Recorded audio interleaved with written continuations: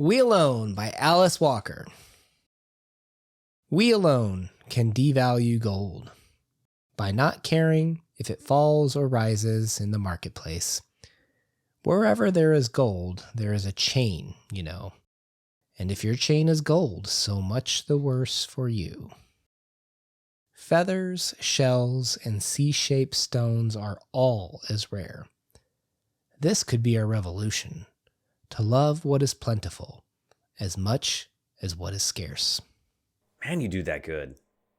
Oh, come on. Don't build me up too much. Let's start with a title, right? Break it down. We alone, right? Like an instant juxtaposition. Like how can you be we and alone at the same time, right? Because alone usually means you're by yourself. I was thinking about this the other day, and I because I'm a teacher, I put this in context of being a teacher, and I asked my students, I said, so are you alone right now? They're like, no, we are all here. I was like, yeah, but we are a class, but you're all individuals. And it makes all of us as individuals to make a we. And I kind of thought as my classroom is kind of like a we, but each person is their own little desk, their own little island as an individual. And they're all alone doing their work. Okay. Interesting. Okay. Because I think when you define, to your point, when you define we, what does that mean? Because you can be with others and be we and still have a whole bunch more they. And the we can be so small that you can feel like you're alone, right? Like just because there's other people there doesn't mean necessarily that you feel seen, that you feel valued even. Oh, for sure. Okay, so this next part we talk about value, right? We alone can devalue gold by not caring if it rises or falls, flipped, whoops, in the marketplace. This isn't a talk about in the marketplace, but so much as the value, right? What do we think is worth something? As an economics teacher, I love this. As I read through the poem, I was thinking, I tell my kids all the time, why do you value money? Why do you value those shoes? Why did you pay $200 for those AirPods? They don't really have any value except for the value that we assign and give them. And I always teach them there's only one thing that should be valuable, and it's your time, because that's one thing you don't get more of. There's even a term in the stock market called the gold standard, right? And you can literally invest in materials in the stock market. Like you can buy like corn futures and wheat. You Coffee, can buy gold, companies. silver. But yeah, you can buy gold. And like, I've never understood it. Like I don't get buying materials because it's like when I look at gold, I'm like gold's not going to make profit. It only becomes more valuable if other people want it. And that's what's kind of scary about it, but it keeps going up and up. There's more and more people. There ain't more and more gold, right? There's more and more demand for the less and less, I guess, materials, right? Like there's more demand than there is supply, right? To your economics thing. And that's just mind blowing to me that like this thing doesn't change, but because people want it more, then suddenly it becomes more valuable. It's all about supply and demand. There is a finite amount of gold on our planet, and it's used as so many different things. And I think that comes back to a lot of stuff is back to the poem. It says, we can devalue gold by not caring if you don't give it some type of value. But a lot of times these things that we give value to of shoes, food, these are necessities that you need for life. But I think things that have no value that we don't care about, like in modern times, if this poem was rewritten, I think it would say we alone can devalue cryptocurrency by not caring, because that's something that, again, gold is something physical. You can touch that. You could turn that into jewelry. You could turn that into a coin. You could turn that into, parts for a computer. But something like cryptocurrency, it's not tangible. There's nothing to touch there. So it has no value. And by us not caring, we can make it rise and fall. And that literally just happened in our society because people are like, we don't see value in this. And it literally just dropped out of the marketplace and lost all of its value. $1 trillion gone like that because there's nothing tangible like gold. So it was very interesting that Alice Walker picked one of the most prominent, tangible, physical objects that's been valued for thousands of years in our cultures, across all cultures at all time. Mm-hmm, mm-hmm. And it goes on to describe it as a chain, right? So much the worse for you. And I'm sure you've heard about like corporate America tends to be one of the broad stroke comment here, but a higher paying job. overall, right? And the idea is that they call it the golden handcuffs, because a lot of people feel their soul crushed. They don't get to express themselves. They don't get to do what they want to. They have to do this exact job the way it's intended to do for corporate America. Again, broad stroke. And they call it the golden handcuffs. People will sell their soul and live a life where they're miserable and hate their job because it pays well, right? The idea is that I will sell out my time, the thing I don't get anything back on, because it gives me money, and money is theoretically valuable. And those are why they call it the golden handcuffs. But they do it for themselves, or do they do it for someone else? Because in the poem it says, so much the worse for you. And I think the you is not a singular you. Going back to the beginning of the poem, the name of the poem, we alone, that you is a we. That's a you as in like you people, as in your family, that you would restrict yourself because you're doing something out of love.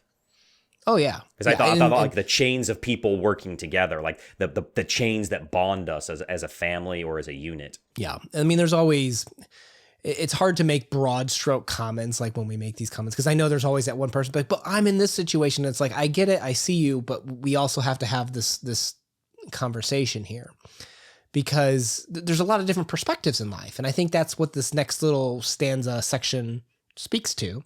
It says, feathers, shells, and C-shaped stones are all as rare. And if you go back to like 16th century Spain, guess what? Feathers, hell of a lot more valuable than some of those other things, right? Like, depending on what you want in a culture or what is rare in that area, could be a hell of a lot more valuable. And there's a time and there's a place where feathers were more valuable. Fun little history lesson here. Come on over to Crypto's History Corner. One of the richest men that ever lived, probably was wealthier than even Elon Musk. It's hard to say what the value of gold was 1,000 years ago, but Mansa Musa in Africa and others traveled around, and they spent so much gold in Africa and in Europe, they actually devalued it, where gold became less valuable than things of like silver. And so when the Spanish started exploring the world, they wanted silver more than gold because it had almost become more valuable and useful for making coinage, which was becoming the standard at the time period 500 years ago of a currency that was more valuable. So and things change, I think, on our perspective and what we see and give value to. Again, that piece of cotton in your pocket, it has a 1 or a 5 or 100 on it. It only has value because we say it does. And funny enough, history lesson again, that money used to be set on the gold standard, but it's not anymore. We don't have a gold standard. Right. Do you think that value is culture oriented? Yes and no. I think it depends on when the culture is, where the culture is. I think that there can be subsects within inside of a culture based on religion, usefulness. I think that, again, to paint those broad pictures, those broad strokes, it would be wrong to say that, because what is valuable to me won't be valuable to you.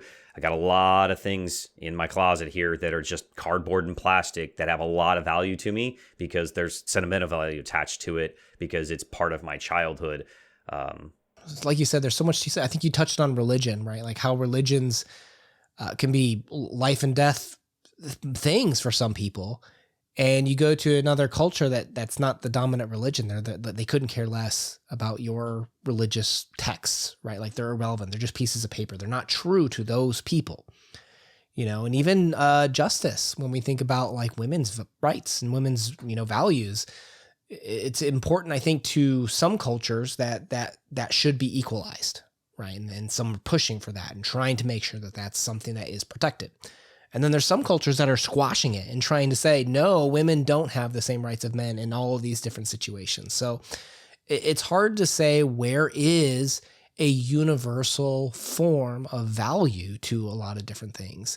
And it's challenging, I think, to our own nature to even consider that if I've got 10 of these things, but none of these, and I see one of those walking around the street, like, well, I got to go for that because I've got lots of extras of these, right? How do you rewire your brain from a scarcity perspective? And I don't even know if you can, right? But that's an interesting question, I think, from this poem. Back to our economics again, that's the first lesson that I teach my kid is that economics is the study of scarcity. And I always tell them the little, adage that gold is worthless to a thirsty man in the desert. And like you said, I think that the values that we have are different from person to person, because it goes back to that alone status of the title of the poem.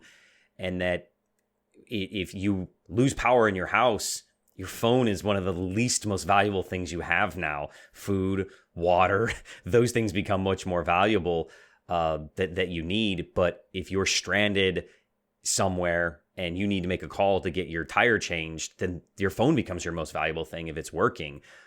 So I think that it comes back to a lot of times we take things for granted that we have based on what we see as a necessity or valuable to us right now. And those things are always changing.